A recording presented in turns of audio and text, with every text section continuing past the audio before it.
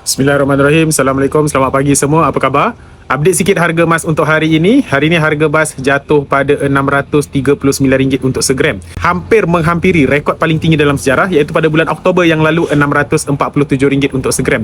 Sebab itu tuan-puan, dalam simpanan emas jangan pernah bertangguh untuk mulakan tabungan emas, sebab dalam tempoh jangka masa pendek harga emas memang akan ada turun dan juga naik. Tapi dalam tempoh jangka masa panjang harga emas akan terus meningkat.